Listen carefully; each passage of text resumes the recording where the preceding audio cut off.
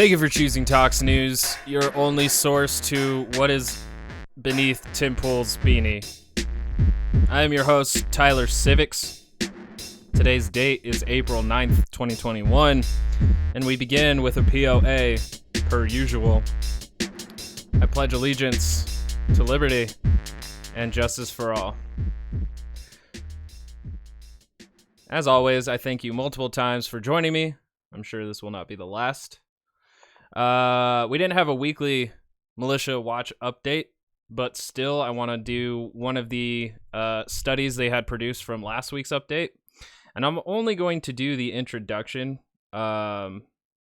We definitely have a lot to get into, so mainly in the George Floyd realm and Tim Pool's analysis of that, and that's why I gave that weird intro at the beginning.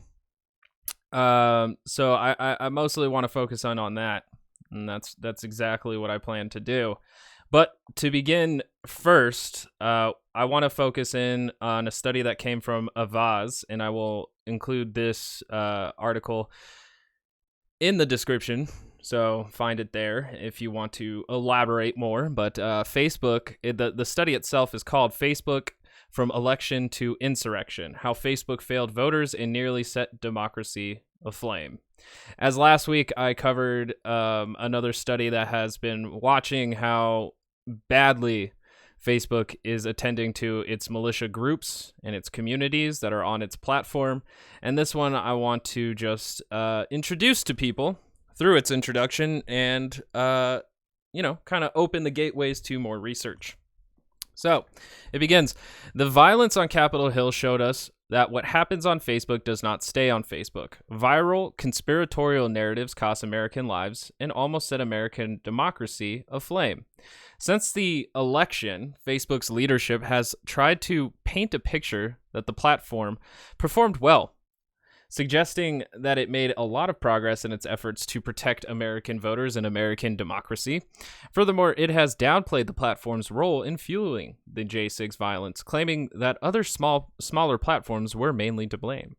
Yet evidence collected by Avaz's anti-disinformation team throughout a period of 15 months between October 2019 and Inauguration Day on January 20th, 2021 tells a different story. Throughout our team's efforts to defend democracy against disinformation and misinformation, we found that false and misleading content on the platform was surpassing the levels reported ahead of the 2016 election as early as November 2019, and the problem only got worse. By August 2020, our team had detected hundreds of pages and groups that were repeatedly sharing misinformation, much of which was designed to polarize American society and break down trust in America's democratic institutions. Some pages and groups were posing violent imagery or countering official health advice related to COVID-19. Centrally, our research also showed dangerous gaps in Facebook's moderation policies that allowed false and misleading content to go undetected for days, amassing tens of millions of views.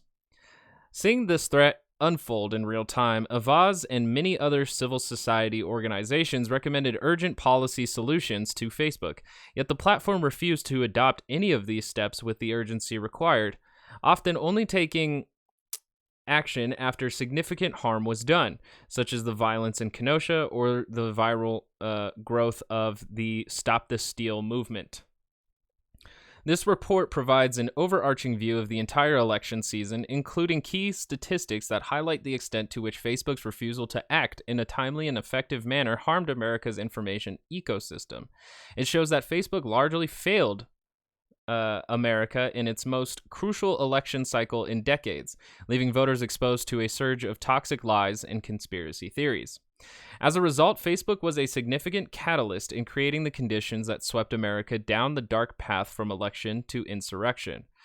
For the problem was not just the explicit calls to storm the Capitol that circulated on their platform before January 6th, it was also the larger ecosystem of lies and conspiracy theories that Facebook's recommendation algorithms helped maturate for the entire year before the election, radicalizing many Americans. As a recent study of those charged with taking part in the J6 siege shows, Over half, about 55%, were not connected to extremist groups, but rather were inspired by a range of extremist narratives, conspiracy theories, and personal motivations.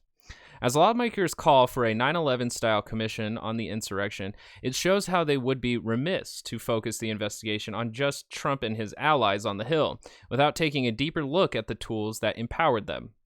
Because even now, although Facebook has reactively taken action against some of these entities that encouraged the insurrection, the platform continues to refuse to adopt structural changes and the algorithmic transparency policies that would prevent the platform from being a major vector for misinformation and disinformation campaigns in the future. Moreover, the platform has rolled back many of the emergency policies it adopted around the election. As a consequence, J6 may be just the beginning. Without action, misinformation and disinformation actors and new narratives are likely to expand again on the platform. After years of exposure to a polluted information ecosystem, America's political immunity is already weakened. Consequently, tragic events like the one we saw in D.C. at the beginning of the year could become a mainstay of President Biden's term. If the administration and Congress do not prioritize fixing this issue, all of their policy priorities, from the COVID-19 response to racial justice, could be sabotaged. American democracy remains fragile, given there is so much at stake. President Biden and members of Congress have no time to waste. They can no longer wait for Zuckerberg to take his platform's failure seriously. They need to push forward immediately on investigation and regulation.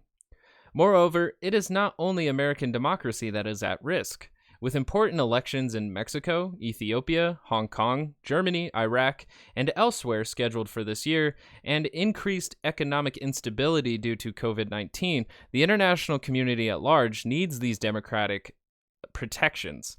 The United States has a responsibility to the world to ensure that Facebook and other American-based tech platforms do not cause further harm. The findings in this report will provide the White House, Congress, and policymakers around the world with a window into what the platform could have done better. So, like I said, the study and assessment and solutions, all from this one page from Avaz, will be in the description, and you can check out furthermore. What I very much find interesting is that a lot of people, based on this past article that I had read in this one, is that, a lot of people are focusing on big tech and how it organizes extremist groups, or at least allows extremist groups to organize upon them. But the mainstay problem for conservatives on these platforms is their censorship. The weariness of being censored.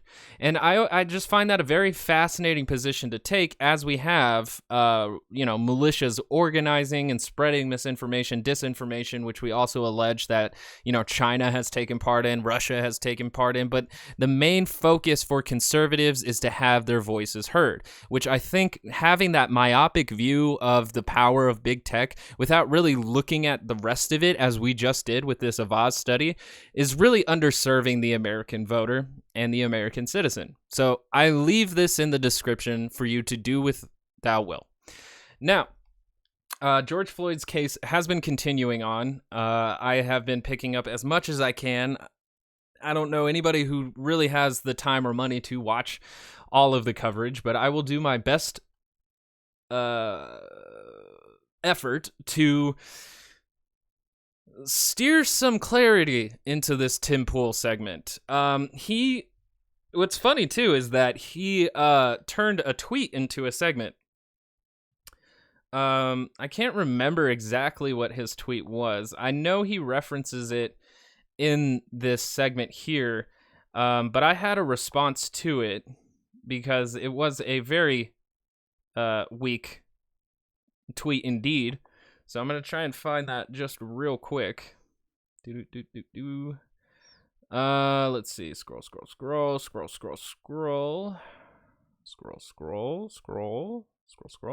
Okay. So Tim Pool says the defense just needs reasonable doubt that Chauvin had intent to cause harm or act negligently. This is them raising doubt as to whether Chauvin was even responsible for killing Floyd.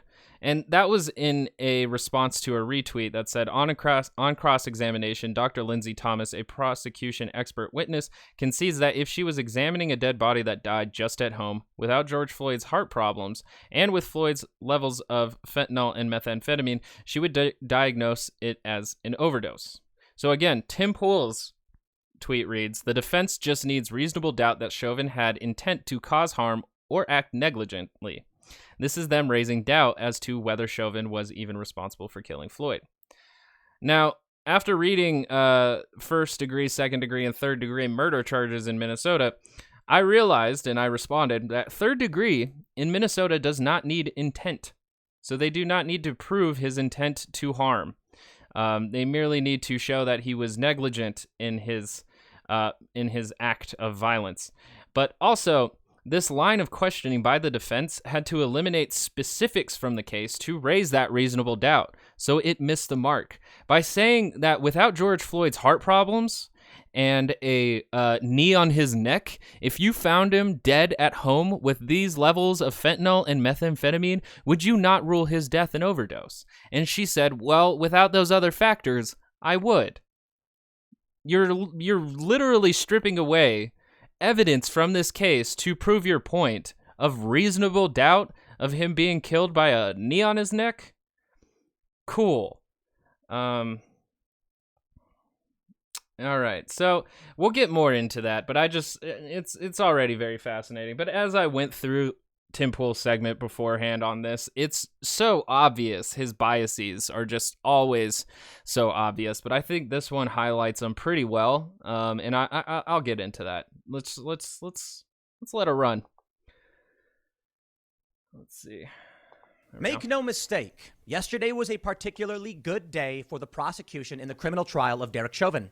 A medical expert who was not paid testified that it was the actions of Derek Chauvin that resulted in the death of George Floyd, explaining how Floyd would not have been able to inflate one side of his lungs due to the pressure on his back.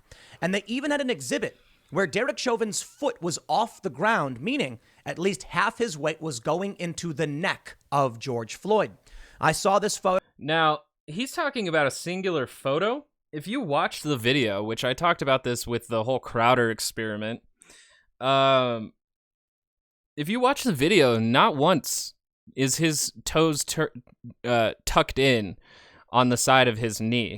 He is always having his foot hanging off the ground. So you could say that it's not in just that picture. It's pretty much most of the time that he is holding down George Floyd, if not the entire 9 minutes, that he is distributing 50% of his body weight just on George Floyd's neck. And I thought it was very compelling. But even though it was a good day, and today seems to be a good day, the defense still scored a major slam dunk. And it seems that previous testimony over the past several days, well, it's just been backfiring on the prosecution. So even with this one good moment, it still seems, in my opinion, Derek Chauvin is on track for an acquittal. And the rhetoric from those paying attention. And see, we're watching the same trial, but getting two different views from it. I don't think he's going to get an acquittal. No matter how many times the defense tries to say that there was a physiological response in George Floyd's body to the substances he consumed, there is still a lot of evidence that his death was contributed by the knee on his neck. So my likely prediction is that he's going to get either third degree or manslaughter, meaning that he negligently killed George Floyd. So I'm not going to say he's going to be acquitted, and I'm very even surprised that he would get this perspective at all from, the past days of court. And actually, being honest, seems to be very much so that this is all but over.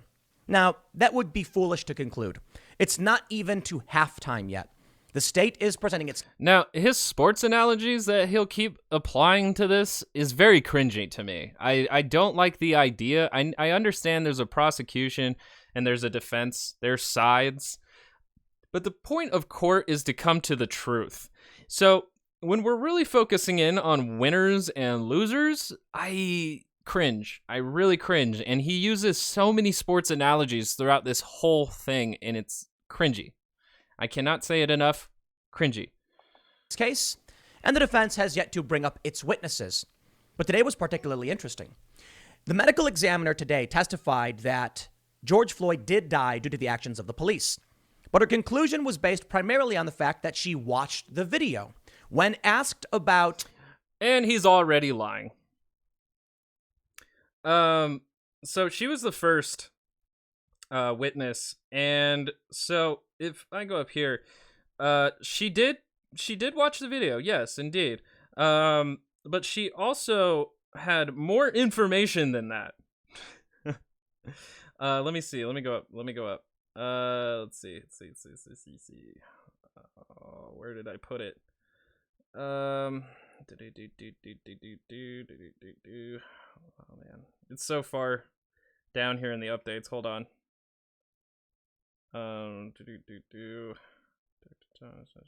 About this case, all the video footage. She said what was unique about it was all the video footage.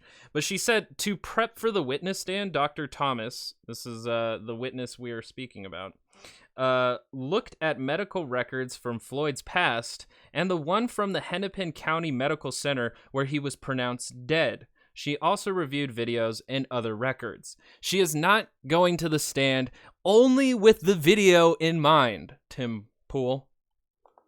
What would you conclude if you just saw George Floyd dead and you didn't see this? She said heart disease.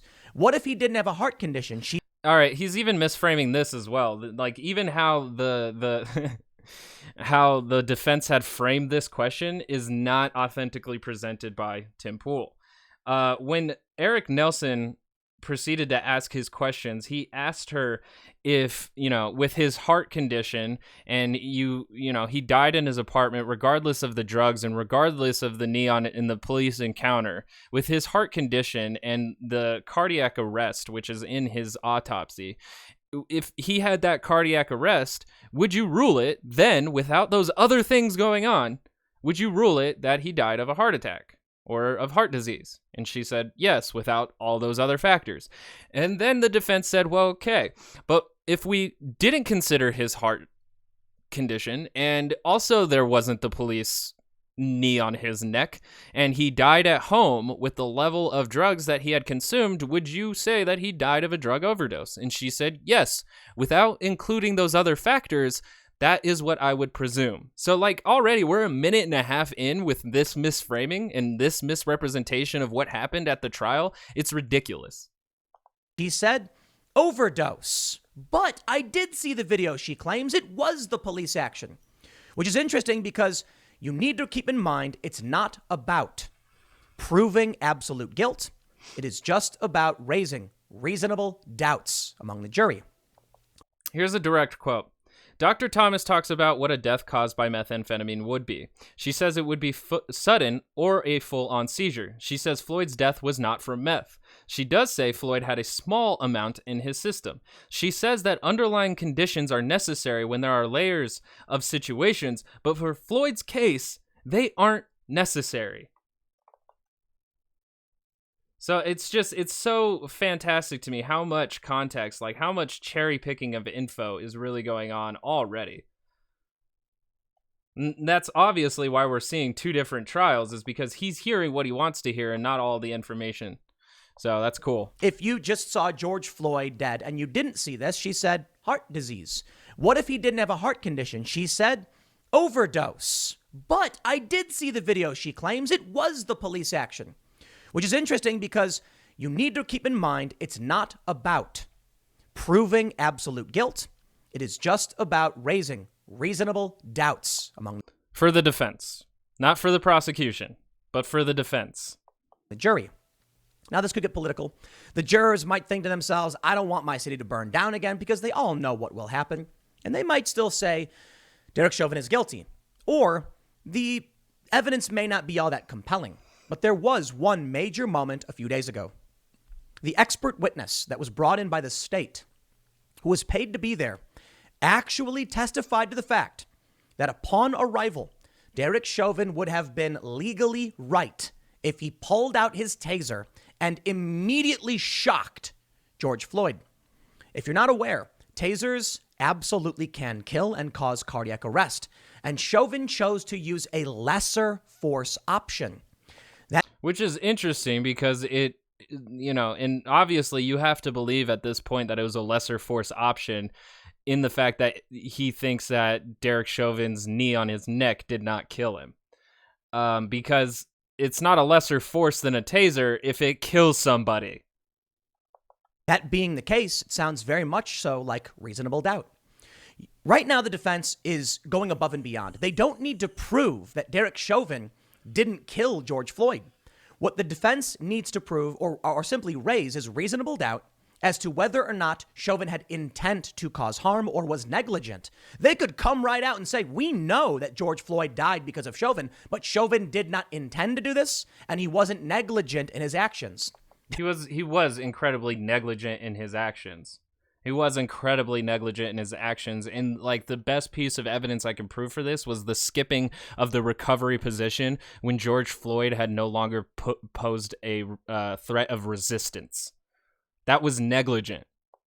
They're going even beyond this. They're raising doubts as to whether or not Chauvin had anything to do with the death of George Floyd. And boy, did they get a slam dunk today. As I mentioned, when the expert witness for the state said if she walked into a home and saw George Floyd this way, she would have concluded it was an overdose. Because you have to eliminate all other factors of what actually killed him that day, which was the knee on the neck, which was Derek Chauvin's knee on his back, another officer on his back, and another officer on his legs. And also the from what I understand, also too, how they had his left hand pressed into his back or higher up, more in the chest, upper back area. There's a lot more going on, like him also being planted on the ground, restricting the amount of he can breathe. He was being constricted from the back with officers on his back and also on his front because it was pavement. So again, if you eliminate all those factors and he's just dead in his apartment with levels of drugs in his system, then yes, you could presume a drug overdose. But that's only if you eliminate all of the factors except for the drugs in this case. Again, not definitive proof. And many on the left are saying, yeah, well, we all saw the video. And she's saying only in a hypothetical circumstance. My friends, reasonable doubt much? Well, let's read what the mainstream press is saying, because I want to be... You have to create reasonable doubt out of the actual case. You can't create it out of a hypothetical, because any hypothetical could be reasonably doubted. Because what if he had, drugs in his system but was strangulated another way? That you would have to find evidence of something else that would have proved that he was strangled while having drugs in his system. Be fair. Crazy. Okay, these were good days for the prosecution. They do have very compelling evidence. The jury is hearing in no uncertain terms. Yeah, the fact that the death certificate says it was ruled a homicide. That is a big piece of evidence. Chauvin did this, but there's so much more to the case. And if you only read the mainstream media, they're not giving you the full picture. And I'm going to prove it. I'm going to show you exactly what they're saying. And the wonderful thing is that Tim Pool is going to do it by doing the same thing that the mainstream media does, which is cherry pick information, take things out of context, and give you the news you want to hear. Before we get started, head over to Timcast. And I'm not going to skip past this part here because I think it's very interesting. Usually I skip past their advertisements for their channels and such, but I'm going to let this one go for a second. To become a member and get access to exclusive members-only segments of the Timcast IRL podcast. More importantly, becoming a member is a way for you to support my work in the event that we get purged, banned, or silenced because, we here at Timcast and Timcast IRL challenge the establishment narrative. Challenge the establishment narrative. And yet, why, for some reason, does his narrative sound almost exactly as the right-wing establishment? So when he says establishment, he just means liberals. That's all he means. He means liberals and those who lean further to the left. Jeez. Well, if we get banned, we will put all our content up at timcast.com, and your membership helps. Like, I will not stop saying manufactured dissidents for Republicans because they keep playing this idea that they're not part of the establishment. They are, just as much as Democrats are. Us produce this. We're also going to be doing shows, music, movies, comedy specials. We're just going to be producing more and more content and culture to help make positive change, I suppose. Also, and that's funny because they're always focusing on culture because of this old saying that culture or politics is downstream from culture, when really they're like swimming upstream because they're just like they're going against like culture evolutioning, like changing, and they're just constantly swimming upstream from their politics going, I'll change you, culture, and then finally I'll have my conservative American dream. Don't forget to like, share, subscribe, hit that notification bell, and I'll stress it again, share this video if you really, really think this is important, because I do. I'm reading CBS right now, I'm reading CNN, I'm reading the mainstream press, and they are not telling you the truth about what's going on in this trial. Now hold on. They're telling you facts, but they're giving you only... And it's very interesting that he's able to say that about them without, going to, specific examples. I literally was able to do that with Tim Pool in the first minute and 30 seconds of this video. That he just outright misrepresented the witnesses' statements and the line of questioning that came from defense. So let's acknowledge that. Key details while omitting many other key details. Let me give you a simple analogy before we read this from CBS News. Imagine you're watching a boxing match passively. You're at a bar. You're talking with your... There we are again with another sports analogy. Friends, and you can hear the announcer in the background saying, wow, the prosecution slam dunk, the prosecution slam dunk, the prosecution slam dunk. You're thinking... And then the analogy breaks. Because how is he going to get it across that it was the prosecution or the defense in the sports caster analogy? Like wow, and it breaks. He immediately it went from boxing. Now we're back in the courtroom. Why even use the sports analogy? Man, prosecution's got this in the bag. Chauvin's going to jail. Then what happens when Chauvin is acquitted? You see, what's happening is the announcer isn't telling you the slam dunks the defense is nailing, and they may be getting more. This is when it comes to trial. What you need to understand about what is fair and unfair is not equal. The defense doesn't need to raise an equal amount of points to defeat. Again, but the thing is that the only way the defense is actually seen as winning is if the jurors are believing that there is a significant enough physiological change from the substances that George Floyd had consumed that would affect his death.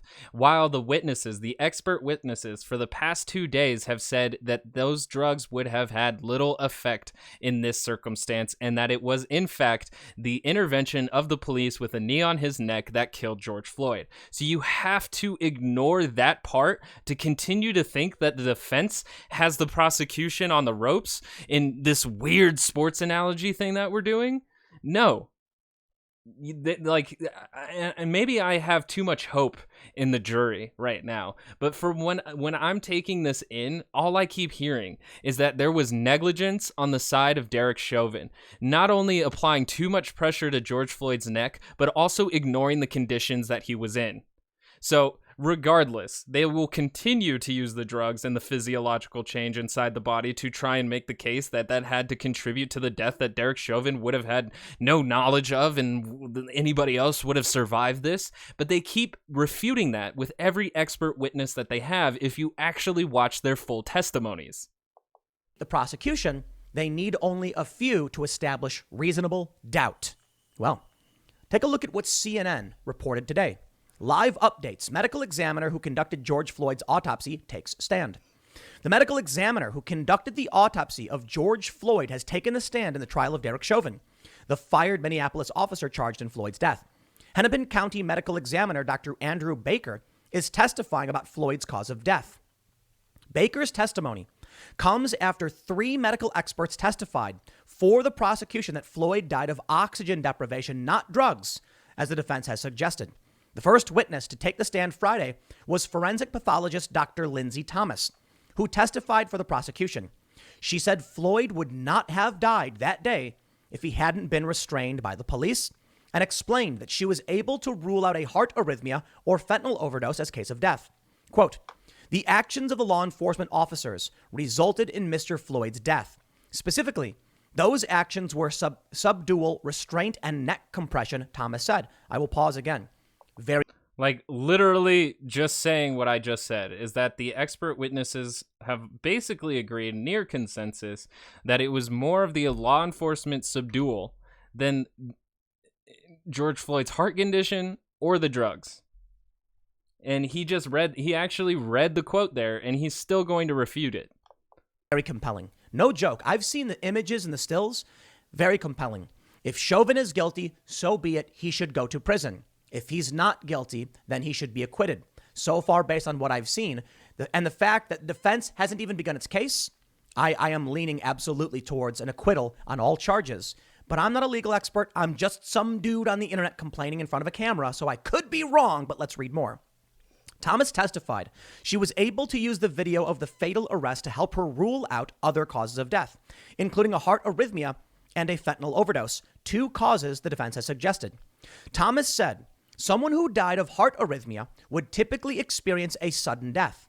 She described an example of someone shoveling snow, clutching their chest and falling over very quickly.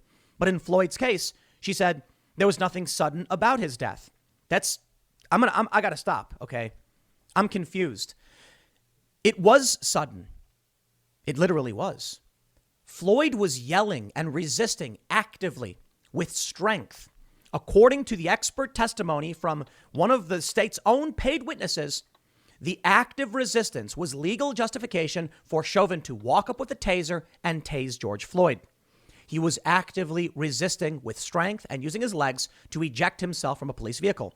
He said, "Put me on the ground, put me on the ground." So they did. George Floyd was yelling, "Mama," and things of that nature. At one point, he's accused of yelling something about ingesting drugs, though we don't know if that's true.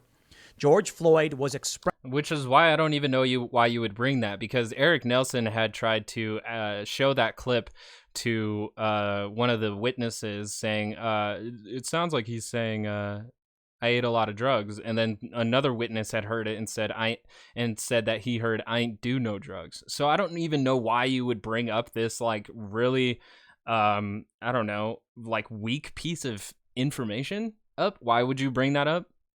expressing himself vigorously. And then all of a sudden he wasn't.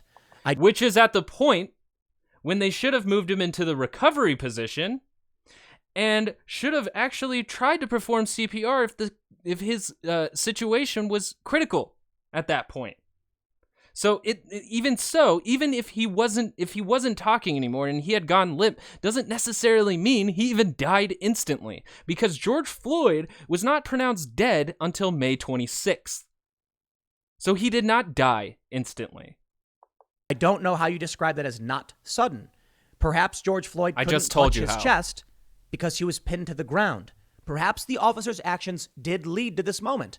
But I certainly think this is a politically biased assessment. But it doesn't matter what I think. It matters what the jury thinks. Those are my... How is it a politically biased when literally it's coming from an expert witness? When is it not going to be politically biased? When it's in the favor of Derek Chauvin, that's when you're going to go, oh, there's that neutral position I've been waiting for, and that's what I'm serving you now. It's dumb. Thoughts? Let's read more. She said she was also able to use video to rule out a fentanyl overdose, during which someone would typically become sleepy and their breathing would gradually slow. Thomas said she felt comfortable ruling out both of those causes of death. Far be it from me to challenge the expertise of a medical examiner, and I will state... And yet you just did by saying that last statement was a political bias. That's so weird. it's like instant flip-flop. For the 50th time, very compelling. The only thing I could really say to this is maybe the methamphetamine. It was a speedball. It wasn't just fentanyl. So she said she ruled out a fentanyl overdose, but the dude had 19 nanograms per milliliter of methamphetamine in his system. Do you guys know how much that is? You guys know how much that is? It's not a lot. Yeah, I know it sounds a lot, but fucking 19 nanograms? That's not a lot. That's an upper. That's a stimulant. To me, I don't see this as a definitive statement. Will the jury? We'll see how the defense handles this, and I think they did a very good job, but let's read more. Her testimony came a day after another medical expert, Dr. Martin Tobin, testified Floyd died from a low level of oxygen that damaged his brain and caused his heart to stop under the weight of officers pinning him down. Emergency physician and forensic medicine specialist Dr. Bill Smock took the stand Thursday and gave a similar opinion, saying Floyd died not of a drug overdose, but because he had no air left in his body. However, on redirect. See, and yet he brings up yet another expert witness who said the same thing. The defense got some of these experts to say fentanyl overdose causes you to slow your breathing and stop. In fact, he's misrepresenting again. They didn't say that fentanyl overdose would do that specifically. Fentanyl does that specifically. Fentanyl slows your breath. It slows the intake and outtake of oxygen and carbon dioxide. So it's not just in overdose cases. It's specifically when you're going through fentanyl that your breath starts to slow. Now, when you're having an overdose, it's a much slower process, or not even a slower process. It's a much quicker process to you having an overdose. That's a much quicker process than just being on fentanyl, which he's blurring the lines of at this point. Expert said it was literally the reason fentanyl was dangerous. Again, a major slam dunk for the defense. When asked, the defense said to this medical expert, is it true that fentanyl is considered one of the reasons fentanyl is considered dangerous is that it depresses or suppresses your respiratory system? And the doctor went, it's the reason, not just a reason. Fentanyl. Which is funny because after all the amount of lying that he's gone through, I can't take his word on good faith. And it would take me a while to actually find that instance there. It would take me a minute. Let's see. I don't know if I would complicated.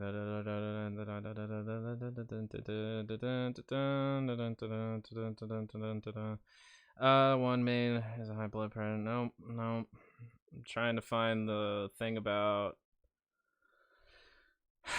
fentanyl. Let's see. Lowering of oxygen to the lungs. Also asked the studies. Yeah, I don't even remember that. I don't remember them being that is the reason why it's dangerous, is that it slows down the breath, because it's a side effect of fentanyl. The reason why fentanyl is actually the danger of fentanyl is that it's like many times stronger than morphine, if not on the level of morphine. Like that's the danger, is how easy it is to overdose, not that it has side effects, which is what he's blurring so many lines. And it's so obvious that it's for his like viewers and followers to, like, when he actually, like, if Chauvin is found guilty and given a third degree or manslaughter, that they're going to say then it was a political trial and that it was to appease Black Lives Matter so they wouldn't burn down the cities. And that's why we're feeding this kernel of barely any truth in it. When you take it, you slowly stop breathing. You're not taking in enough oxygen and you die. That could be the contributing reason. And look, maybe not. Maybe it wasn't definitive. But dare I say those words again? Reasonable doubt. CBS says Chauvin, who was seen in disturbing videos kneeling on Floyd, is charged with second degree, third degree. All right, my apologies. It's 80 to 100 times stronger than morphine. That's the danger. Not that it has a side effect that everybody goes through, which is the slowing down of breath. That is a normal side effect of opioids, of depressants. So, yeah, that's not the danger. Second and third degree murder and manslaughter. Chauvin has pleaded not guilty, so this we understand. Now, where in this story do they mention the defense one time? They don't. Why not? The defense scored a major slam dunk. I don't have the entire article in front of me, so I'm not sure if they brought it up or not. Chamberlain. But the thing is, though, is that I follow Unicorn Riot on Twitter, and they post every question and answer that comes from both the defense and the prosecution. So if you want a less narrative-based reporting of this, Unicorn Riot on Twitter, at UR_ninja. who's actually a lawyer. And, you know, conservatives aren't going to like that one because Unicorn Riot is a usually left-leaning kind of reporting base where, you know, they usually show a lot of protests on the sides of like left-wing movements, not necessarily taking any positions, but usually taking, you know, not like, you know, narrating the protest and talking about the movement. Usually they're just there on the side of like Black Lives Matter and filming it.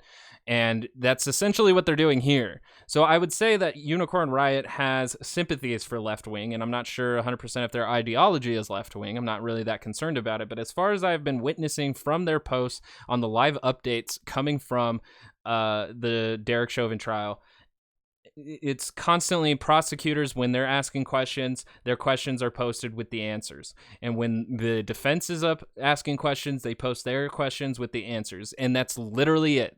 There's no, this is a good this is a good question, this is a bad question, this is a slam dunk, this is an air ball. None of that. Just the questions and the answers. Not in this field, but he understands law.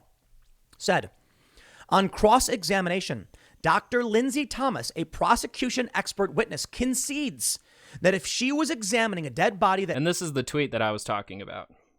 ...died just at home without George Floyd's heart problems... Or the knee on his neck. With his level of fentanyl and methamphetamine, she would diagnose it as an overdose. But hold on.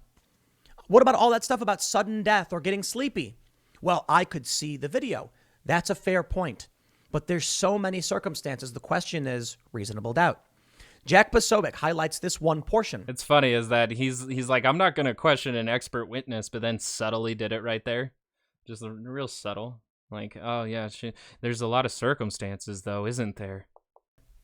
The defense says, if you found George Floyd in his residence with his heart like this, what would you conclude was his cause of death? The medical examiner says heart disease. She didn't say just heart disease. She said without all the other factors, heart disease. More. The defense says, was there any evidence of pressure on George Floyd's back at the autopsy? The medical examiner said... Not the frame of the question again either.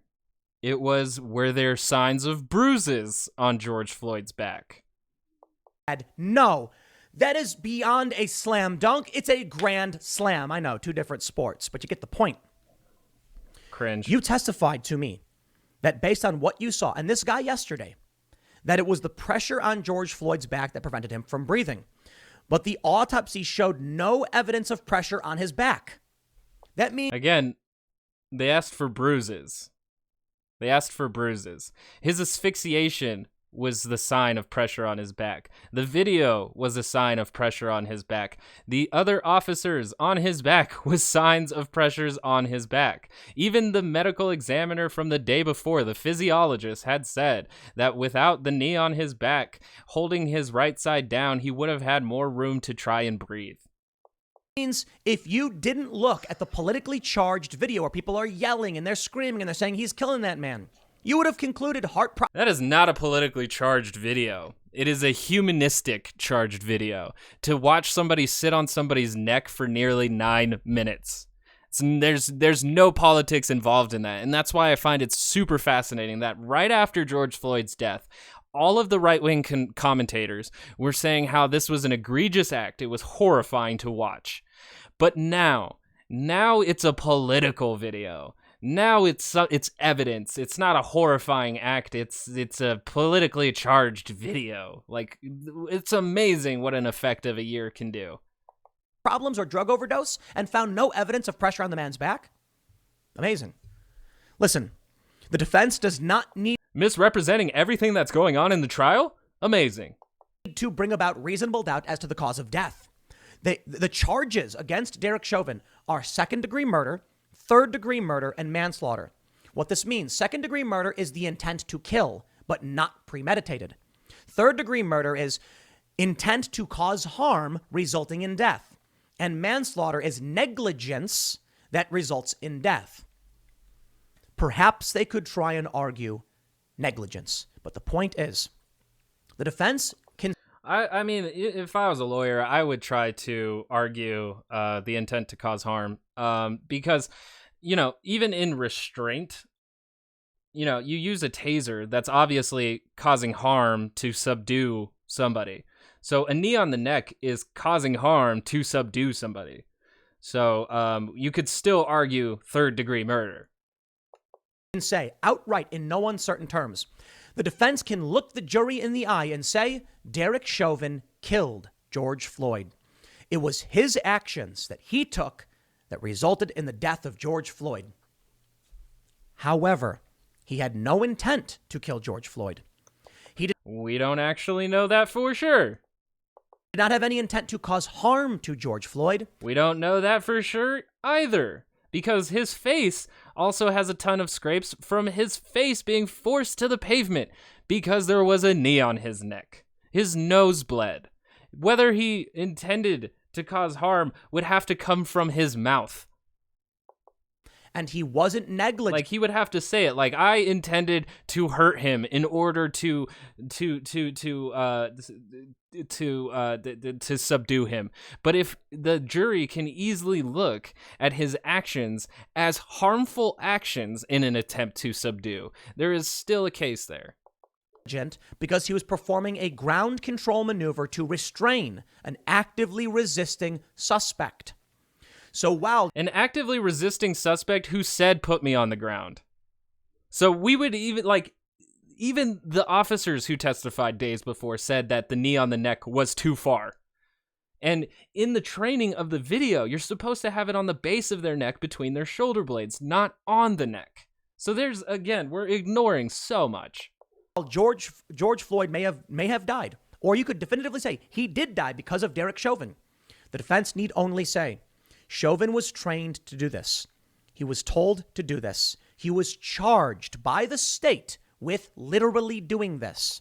Yeah, and that's the perfect excuse, right? Like at the Nuremberg trials with all the Nazis, that got them off, right?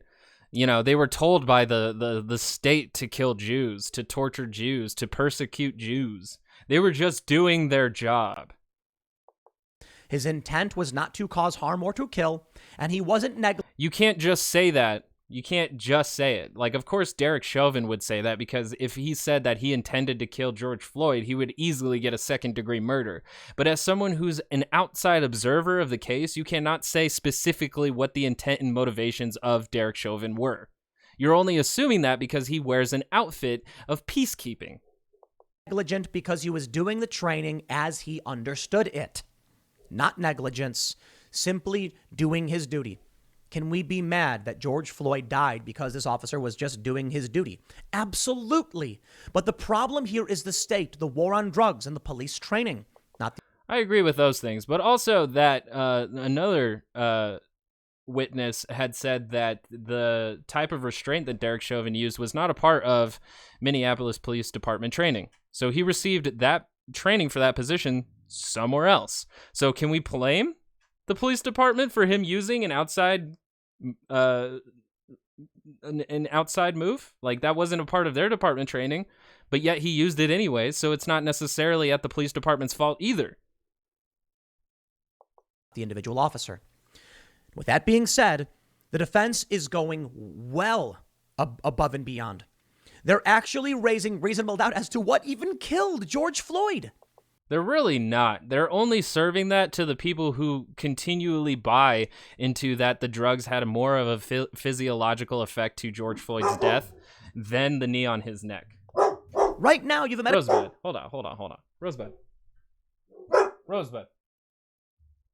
Rose. No barky. Can you let Rose out real quick? She's being unruly mid-podcast. Thank you. Oh, I love losing my point. But yeah, no. The only way you think that the defense is actually doing well is if you continually believe that the drugs had more to do with his death than the knee on his neck, which would go against every expert witness that they've had so far. Medical examiner saying it could have been an overdose. I don't think it was because I saw a video, but if I didn't, if I just saw the man, I would have ruled this. I'm sorry, man. That is absolutely reasonable doubt in my opinion. Because you're incredibly biased. Like, this is so much Tim Pool coming to the defense of the defense than it is actually objectively looking at the trial. In this tweet from Jack Posobiec, if you Jack Posobiec. Oh, yeah. Yeah, he has no biases. Oh, boy. Yeah, go Google that one. Found George Floyd at home with that amount of fentanyl and meth, would you rule it an overdose? Yes, an overdose. And immediately many people started saying things like, but it's a hypothetical. She's just saying hypothetically. No, she's saying she knows what caused his death. An expert opinion is not. She said that the knee on his neck caused his death, that the subduing by the police caused his death. And again, he's misrepresenting like the questioning. Even Jack Posobiec is doing the same thing. Like, he's reading his tweet and they're both misrepresenting what her answer. And here's the actual answer. Eric Nelson asks if Dr. Thomas would consider it an overdose if hypothetically there was no law enforcement presence, no heart problems, just the same amount of drugs found in Floyd's system. She says if drugs were the only aspect present, then she would consider it a cause. Jack Posobiec merely put yes, overdose. That was not her answer. I watched it live. It's an absolute fact. The defense knows this, and they are, as I stated, going above and beyond. By raising reasonable doubt as to what caused the death of George Floyd, they're undercutting the entire set of charges. If that doesn't work, the defense can fall back on, well, you heard there could have been other reasons for the death of George Floyd. Though the experts disagree, there is the possibility. Except you didn't from any of the experts. Except you didn't. Any of them that were brought to the trial. You did not hear that from any of them. Oh. Just like the reaching going on at this point is just magnificent. Would you agree? Yes. That's basically what they've all said. We've also heard expert testimony that Chauvin could have used more force and he chose not to. So intent is out the window. Okay. All that being said, Chauvin did not want to kill or harm George Floyd. He simply wanted to have him restrained until the EMS arrived. As the other Minneapolis police detective... Which again, the way that he did it was the incorrect way, because after someone is done resisting, you are supposed to move them in the restoration position. Okay? So waiting for EMS to arrive was the wrong thing to do. That was proved days ago by one of the expert witnesses who talked about the maximum restraint maneuver. So our department cop testified to. He said that he had done similar things, restraining someone until the EMS arrived.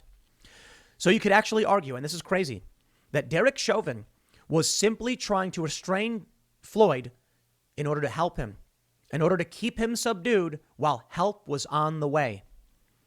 I'm sorry. He would have needed less help had there not been a knee on his neck constricting the flow of air from where it enters the body. Negligence is out the window in that case. During the IRL during one of our episodes of the Timcast IRL podcast discussing this, Ian, who many of you may know if you watch the show, brought up a really interesting point.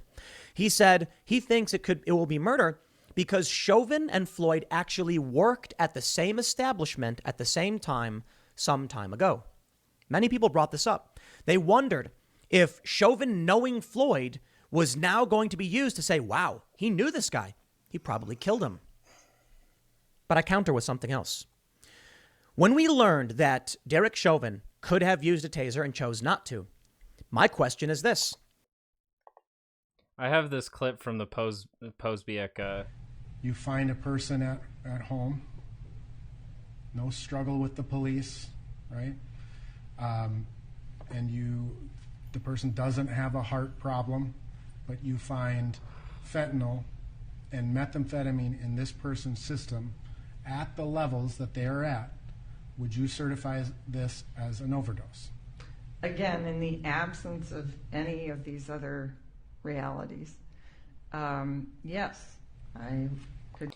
In the absence of these other realities, literally in the very tweet by Jack Posobiec, where he even misquotes her, The clip says it all. Let me go right back to where she says it.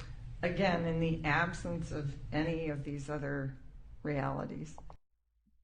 Thank you. Thank you for joining me in Tim Pool Misrepresents a Trial. Could it be that Derek Chauvin was given a priority 1 call, which is where they tell you to put your sirens and your lights on? They say, we've got a 6'5", 230-pound man resisting arrest, and we need help now.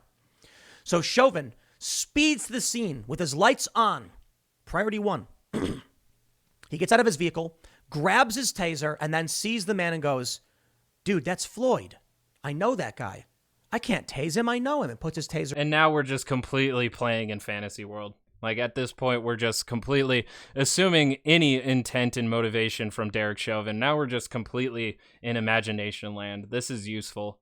Away and chooses to use a restraint instead. I'm not saying it's true. I'm not saying Chauvin is a good guy. I don't know.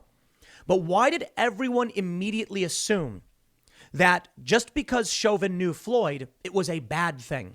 You could actually... Because that leans a lot harder on the actual intent to kill. Like, in your entire fascination, you assume that as soon as he saw Floyd, he knew him and was like, oh, I can't hurt this guy. But when he dies and everybody finds out that Derek Chauvin knew him prior to the situation, of course people are going to assume the worst, Tim. Of course. Argue, what are we doing? Is it possible that Chauvin decided to use a lesser force option because he knew Floyd? That throws negligence and intent again out the window, my friends. There are multiple points of reasonable doubt here. Like I said, though, the media tends to only give you one perspective. And that's very true, as I'm pointing out here.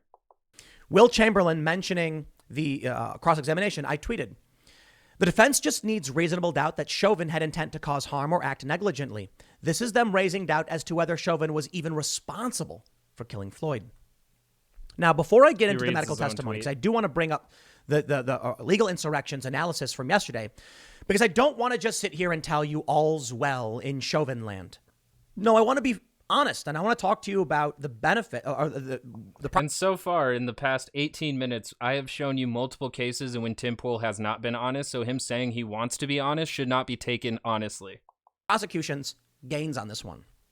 I want to make sure you understand that they're actually not doing all that bad in these past couple of days, or yesterday, I should say yesterday and today. The point is, however, should I come out with another video titled Prosecution Does Well when it's all the mainstream media is saying? I can't in good conscience do that. I definitely want to make sure I read you the story talking about what they did well. You could actually come in with a totally neutral title that says Chauvin Trial Week 2, rather than what the title of this is, Chauvin Trial Lawyer Lands Slam Dunk Again using State's Own Witness, comma, but Floyd prosecutors did well. Like, you could obviously just have it Chauvin Trial Week 2. Now, that would actually be a lot more neutral than what you decided to go with. But I have to highlight the defense making gains. Otherwise, people will only hear that one side. It's a challenge. It really is. Before I get in, I like how he feels the necessity, since there's one side being heard on the liberal media what do they call that? Not legendary. What do they call it? Forget it. They call it something else. Legacy media. That's what they call liberal media. They call it legacy media now, which is weird. It's so obvious. Like, why do you feel the need to go to Derek Chauvin's side, other than the fact that you feel like he needs the support? Why else? Into this about the medical wrap-up, I want to point out some jury irregularities. This is really interesting. Check this out from CNN. Judge questions juror about outside influences in Chauvin trial. A member of the jury in the Derek Chauvin trial was questioned Friday morning by Judge Peter Cahill about some concerns expressed over outside influences, according to reports from 2 courtroom pool reporters.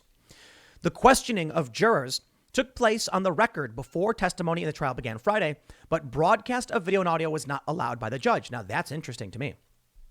The woman juror told Cahill she had turned on a television and briefly saw coverage and saw an image of the courtroom with a woman with dark hair. The woman explained to the judge that her volume was off, and she quickly turned off the TV, according to the report. When Cahill asked the woman if she had any contact with her family about the case, the woman replied that her mother-in-law had texted her and said, "Looks like it was a bad day," according to one report. The second pool reporter differed and said the text was from the woman's mother. The woman told the judge she did not respond to that text. Quote, "Any book deal in the works?" Judge Cahill asked. The woman became slightly flustered or surprised, according to one report. "No, I don't know how this case is going to go," the woman responded. She reiterated she hasn't talked to anyone about the trial. According to the reports, after the woman left the courtroom, Cahill asked if attorneys wanted to make any motions. Defense attorney Eric Nelson declined. Prosecutor Steve Schleicher said he would like the record to note the woman's demeanor. Cahill noted the woman seemed surprised. Interesting. Did someone offer a juror a book deal? I wouldn't be surprised. Like, honestly, even more reaching, like just based off of a judge asking that question is like, I wouldn't be surprised if there's a book in the works. Like, oh my God. The speculations that he's willing to do are so dumb. So dumb. If that's the case, is this juror tainted? And is there going to be an acquittal or a conviction? What would make the book sell more? This hypothetical book. An acquittal. You know why? Right now, as I mentioned, the media keeps saying the defense is doing really well. And there's some good reasons to say so, but they're omitting key evidence, key instances that are great for the defense. If everybody hears the prosecution is winning, and then the prosecution loses and Chauvin is acquitted, what would make a book sell? A juror writing, "Here's how Derek Chauvin got acquitted." And she'd probably say, "I was opposed to it, and I wanted guilty, but you could write a book on either side of this. Honestly, you really could. Even if Derek Chauvin is found guilty, I'm sure anybody could end up writing a book of my time during the Derek Chauvin trial or some shit like that. Like, anybody could write a book off of this. It's a nationwide trial. Like, these are massive. That's so funny. Because like what the movie Trial of the Chicago 7, they were found guilty. There was a book.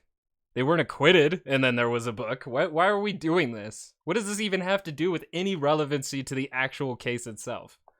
No, all the other jurors. That's what you could expect. Because if Chauvin is convicted... Tim Pool also said that Trump was going to win by a landslide, so let's not take his prediction seriously. Everybody gets predictions right occasionally. If you keep throwing out enough, you're probably going to get some right, but I'm not going to buy Tim Pool's bullshit at this moment. And he may be. Why would someone want to read the book? Which is interesting. Because the woman then said, "No, I don't know how the trial is going to go." Perhaps the book deal was, in the event that Chauvin is acquitted, again, just would you like to write about how it happened? In the event he's convicted, as many people watching mainstream media would expect, who's going to want to read a book about why it happened? Some people, I suppose. Well, here's the analysis from Legal Insurrection. They have been absolutely nailing it. I am not a legal expert, but Legal Insurrection has made it very easy for me to understand. For the most part, there's some jargon in there. Andrew Branca has been tracking the case live. And I watched the trial live. Branca seems to be giving the most honest interpretation of what's going on, not omitting things and telling you to your face, today was good for the prosecution, today was good for the defense. Yesterday was this, yesterday was that. And that's not what you need to know. You need to know the informations of the case. Like, he's honestly like, I go to this website because I can easily get the score of what's going on. Oh, they're up today? Oh, no, they're down today? Shucks. Like, it's still this whole sports mentality around a court case. Court is literally served to find the truth and hold those accountable. That's pretty much it. So if we're going to keep playing it like it's some weird game, our system is beyond broken, which it is. But like, I hate that he's acting like this is part of normality. What I expect. I'm not going to, I can't imagine reading CBS and thinking like all of this great stuff for the prosecution and just assuming the defense doesn't exist. There's a defense in this case. There's a lawyer. He's arguing things. What are they? CBS didn't say it. It's going to be bad. Legal Insurrection says, Chauvin trial day 9 wrap up. Medical experts resuscitate prosecution case. Brilliant. I mean, he just made it obvious. The reason why he went to Legal Insurrection is because he wanted a more look into the defense rather than the prosecution. So, like, just laying out your biases out in the open in front of everybody, just bearing your right-wing soul and saying that I really want the cop to make it out of this. And where's his defense? I want to know how he's doing. writing, by the way. Medical expert gave testimony the state needed without imploding on cross. It was really good. Branca writes, today, I'm sorry, this is from yesterday. The state presented 3 medical and science experts. The first was Dr. Martin Tobin, physician in pulmonary and critical care medicine, Chicago, presented an expert witness on respiratory matters. As an expert witness on respiratory matters. He was followed by Daniel Eisenschmidt, forensic toxicologist, NMS Laboratories, who was involved in drug testing Floyd's blood. And the day closed with Dr. William Smock, emergency medical physician and self-described police surgeon, who discussed excited delirium in some cases. He goes on, Branca says, I won't bury the lead. Today's trial proceedings looked a lot more typical for a prosecution presenting its case in chief than has been the case so far in Minnesota v. Chauvin. What I mean by that is the state finally had a day in which its own witnesses did not end up doing the defense more good than themselves. That's a very important point. This is the day 9 wrap up for I paused it because I thought I was going to comment, but I'm not. Let's for the trial. And one day so far, the state's witnesses didn't backfire. Incredible. Yeah, that's another thing of the right-wing persuasion is that like all of the state witnesses so far have worked against them, and I haven't seen any evidence towards that either. So it would be great if they could speak specifically on who exactly was the ones tipping the scales on the side of the defense, because so far all I have seen is that Derek Chauvin was in the wrong and excessive force when they brought in their police expertise, and even like the Minneapolis police chief had said that was excessive force. So again, I don't know who he's talking about where it's been rough for the prosecution, but I guess you would have to be consuming nothing but right-wing media to come away with that perspective. Branca says, we've grown so accustomed to Nelson simply having his way with prosecution witnesses that today might appear as if it were bad for the defense. It would be more accurate to say it was not a great day for the defense, which is quite a change from past experience. Some would say it was a bad day, but I would say it just wasn't great. In truth, however, this is what every day of the trial should have looked like so far. Right now, it is the prosecution in charge presenting their case, in control of direct questioning.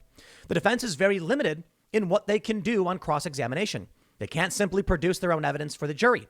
They can't argue with state's witnesses. They are limited in their cross-examination to only the issues the state has chosen to raise in their direct questioning. Which didn't change from the days prior. Like, how would that change at all? It's just like the medical evidence, the autopsy, the toxicology report, none of that is on their side. And even with the excessive force case made by the other police officers was not on the defense's side either. So I literally do not know where they're getting this perspective from. These are all real and substantive constraints on the defense, while the prosecution is presenting their case in chief. The amazing thing about this trial to date is how well the defense has been doing, even while bound by those constraints. Today was, again, far more typical of what should be expected. The prosecution is putting forth its witnesses, framing the issues the way they want them framed, asking the scope of questions the way they want them. The defense does exactly the same thing, and I read to you exactly how they did that. Eric Nelson of the defense asked if Dr. Thomas would consider it an overdose if hypothetically there was no law enforcement present, no heart problems, just the same amount of drugs in Floyd's system. She says if drugs were the only aspect present, then she would consider it a cause. So even with the state's witnesses, they are able to frame their questions. So what are we? Okay, I've reached explosion point. This is dumb. Them scoped, and it goes on to say every day should make the prosecution look just awesome. The turnaround on that perception really ought not to be expected until the defense has their turn at bat, gets to present their own witnesses to frame the issues the way they want them framed, ask the scope of questions the way they want them scoped, and the state finds itself bound by all the constraints that so far have limited only the defense. This is also why I urge all of you not to make day-to-day judgments about how the trial is going, at least not in the sense of expecting any day's events to predict the likely outcome of the trial. A football game is not decided in the first half, and a criminal prosecution ought not be expected to wrap when only the state's version of the narrative has been fleshed out in court. Now, the reason I wanted to read that in detail. You mean to tell me, sir, good sir, Mr. Branca, that it's not over yet? You don't want me to draw any conclusions? Yeah, literally no court case is over until the jury has a verdict. That's how court works. But in your opinion, it's been going really bad for the prosecution for some time, and the defense hasn't even begun to fight? We have not yet begun to fight, saith Defense Nelson.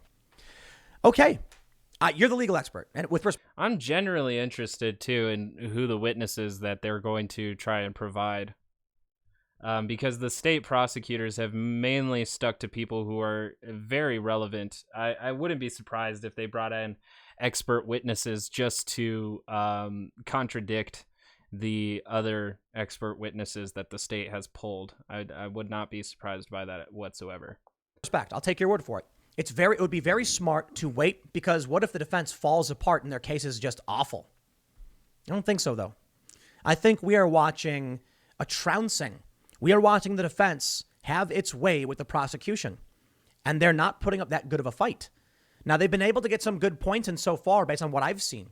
But when I watch this, as someone who's not a legal expert, who knows only, basic things about law, what you need to understand is that, again, you would only see good points coming from the defense if you truly believe that George Floyd did not die of a homicide, which is written on his death certificate.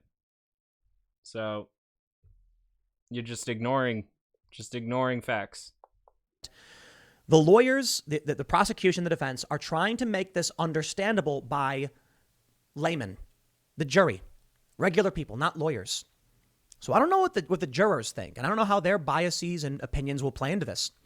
But I, as an outside observer, we'll say it for the sake of it, impartial outside of observer, I think it's going really well for Chauvin. The reason for, and that's why he's not impartial, is by him focusing so hard on coming to the defense of Derek Chauvin right now. It's not impartial at all. That is, I'm reading more than the mainstream press. I'm reading legal analysis from conservatives and moderates, not necessarily liberals, because they're only really telling you what you want to hear, to be completely honest. Yeah, because conservatives don't do that at all. Even though I had already alleged that this is what this is early on. Like, it's so obvious that they, like, as soon, if Derek Chauvin is found guilty of third degree or manslaughter, they will spare no time in coming out and saying that the only reason why the jury did that was to protect the city from more BLM riots. I hope that prediction is wrong. I really do, but I would not be surprised. But I'm watching MSNBC. I'm seeing what they're saying. I'm watching the trial, and I'm hearing what legal insurrection and conservatives are saying. And I got to tell you, if you're listening to the news, the mainstream press, you're on a bubble, man. Yeah, there's Reasonable no bubble on the doubt, right side. and don't you forget it. He goes on to say, the state got what it needed to get done today with expert witnesses who unambiguously told the jury that Floyd's death was the direct result of the police restraint used to hold him. This honestly reminds me of when Tim Pool just kept saying that Trump was going to win by a landslide and that Republicans were going to win by a landslide. We're about to see a red November. He didn't say that, but he was basically alleging before the election that it was just going to be like a red landslide of Republicans gaining office and retaining office, and he was wrong. So just or hold EMS, that in mind. Period. And that nothing else mattered. Not Floyd's fentanyl level, not Floyd's substantial comorbidities, not Floyd's poorly made decision to fight for police officers against lawful arrest. And again, using the word to say he fought against them is a very much hyperbole of the actual situation. George Floyd was resisting an arrest in a way that he was difficult, but saying that he was fighting, that is exaggeration. As would normally be expected at this point in the trial, but which has gone missing up to now, the state had a good day. That's not to say the defense did poorly within the constraints already described. I will note that defense counsel Eric Nelson definitely appeared tired today. He was hoarse and clearing his throat. Could he be wearing down? With any luck, tomorrow, Friday, will be an early day, and he'll have the weekend to get some rest and relaxation. I trust he'll be back to form on Monday. It must be said that getting handed new state exhibits at night, as occurred to him just last night, after being in court all day, and knowing that review of those exhibits will be necessary for cross-examination of witnesses today, certainly can't be making his job any easier. So let's slow down. Could it be that the only reason the prosecution had a good day yesterday was because the defense was exhausted? The prosecution has multiple lawyers. You see how unconcerned with actual facts and evidence that they are? Is that the defense was doing poorly because the lawyer was tired. Like, that's how much they do not care about evidence. Cool. And some have pointed out, some leftist outlets, that it's a bit unfair, but not really. Just that you've got four lawyers for the state, a couple working behind the scenes, and then 2 prosecutors, and only 1 defense lawyer. It would be even better if Chauvin had multiple lawyers, because I wonder if people realize this stuff. I know a lot of people probably do, especially if you're an athlete. You don't think that like Eric Nelson doesn't have a team of like either assistants outside of the courtroom? Like, the only reason why they wouldn't be in the courtroom right now is because we're still dealing with COVID. So it would be pretty obvious that when he's outside of the courtroom, he would probably have multiple people doing research and trying to pull together their defense. I don't think Eric Nelson is pulling these lone wolf long nights all by himself. That's ridiculous. Nobody does that. When you work, when you talk, you drain yourself. Some people seem to think, oh, when I go running, I get really tired, so I could probably stand for a long period of time. No, listen. It's really amazing when you watch an MMA match. People run out of gas. They really do. Some of the strongest Another sports analogy that will definitely not fit to being in a courtroom. people, when they're fighting with that intensity for a few minutes, they get exhausted. Nelson is one guy up against many, up against the state. Oh my God. And then we're also, the lone wolf messiah complex is that it's one man against them all. Yeah, that's exactly why the right-wing media is going out of their way to be like, remember, he was on drugs. Remember, his toxicology report. Remember his criminal past. So I can only imagine he might be having a rough go of it. However, he seems to be doing a really, really good job. A really good job. So who's going to win? My friends, I don't know. I can tell you this, not us. There's going to be riots no matter what happens, apparently. See, who's going to win? Fuck that. What is the outcome? What will be the outcome? Not who's going to win. Again, like, looking at court as a win-loss dichotomy is an incredibly toxic way to look at our justice system. Thank you for joining me on my Tim Talk. And several Black Lives Matter activists have already alluded to that point. One person even saying it's gonna get bad. Let me explain a very simple point on the way out with this segment. Do it. First-degree murder would mean that Derek Chauvin He's not being charged with first-degree murder, so I don't know why we're talking about it. premeditated the killing of George Floyd. We know that's not true. He was only there because he got called to the scene. Second-degree murder would mean that upon seeing George Floyd, he decided in his mind he was going to kill that man. That's premeditated. And so he actually doesn't understand what first and second degree is. No, the second degree was with the knee on his neck is how he intended to kill him. No premeditation involved. Deciding to kill somebody before enacting the act of killing somebody, that's premeditation, that's first degree. Amazing. Like, and he said, I don't have a very good law understanding, but like even that was very simple, Tim. I don't think you can prove that, especially with the taser scenario. Murder 3 is he intended to. The taser scenario doesn't change anything because we don't even know whether or not Derek Chauvin considered using his taser. It was only a line of questioning of whether or not a taser is a reasonable response in trying to restrain George Floyd in that situation. Bad. This is bad reporting. To harm the individual, and that resulted in death. That's manslaughter. I'm sorry, the taser throw all that stuff out. It really doesn't. It really doesn't, because even if you can consider the maximum restraint as a lower risk of force or a lower risk of death, it did kill somebody. It did.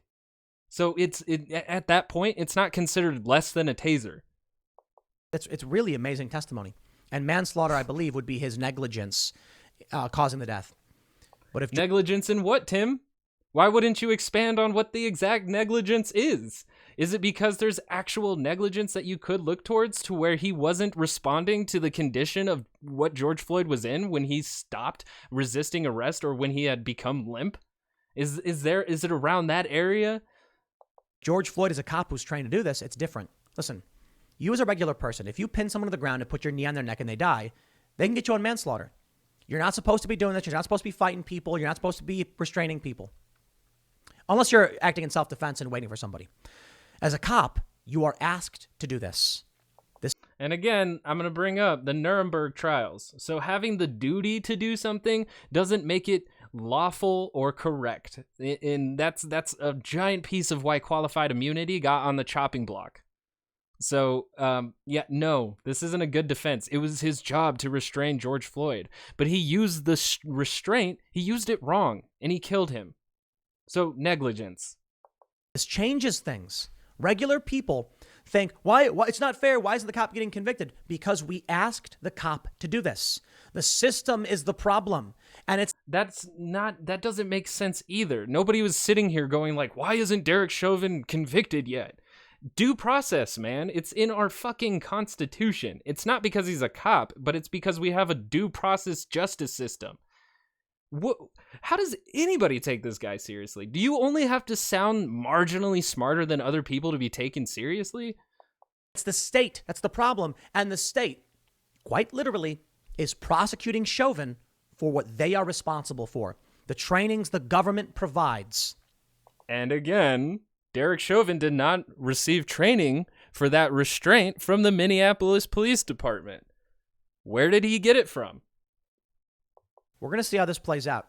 I'm going to keep tracking this trial, but I got to tell you, it's going to be fun and interesting. Try and read as much as you can if you want to pay attention. Check out legalinsurrection.com and Andrew Branca's breakdowns of this as wrap-ups.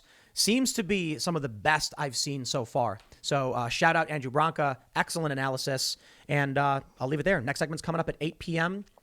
All right. Well, at the end of that, I'm going to respond. Don't go to legal insurrection. If you got a Twitter, find Unicorn Riot because it comes with a lot less baggage than legal insurrections.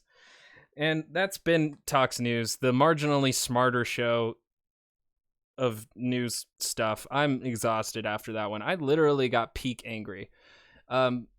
Follow me on Twitter at ToxinPod, TOXNPOD.